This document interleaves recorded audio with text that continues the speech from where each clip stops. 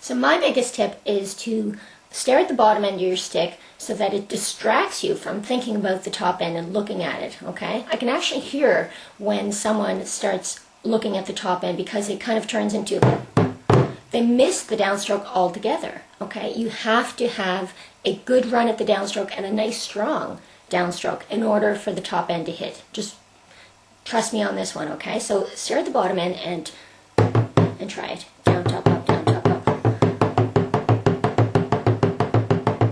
Okay, but we're human. Curiosity can get the better of us, and we just want to see if it's touching or not, okay? So that's quite normal.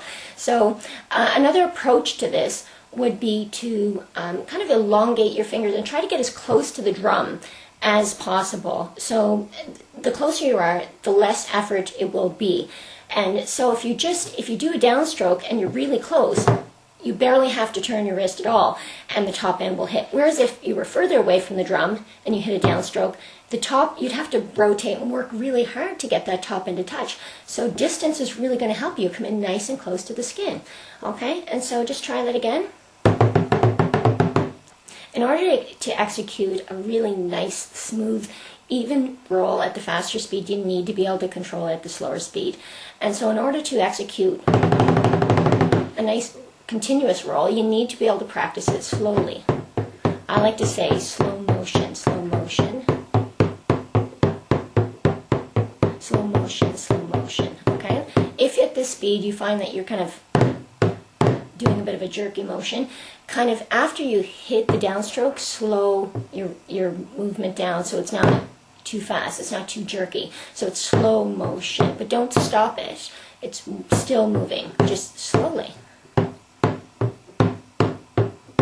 Okay?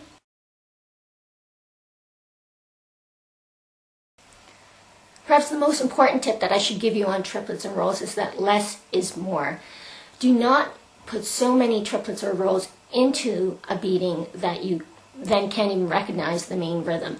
You will find that it's very tempting to just let them slip in everywhere. And that's what you should do when you're practicing, when you're still trying to get the execution of the actual rudiment. But when you're performing with other musicians, your role as a drummer is to really maintain a steady tempo. And if you're cluttering it up with too many embellishments, it can actually take away from the performance. So less is more. And that will just come with practice.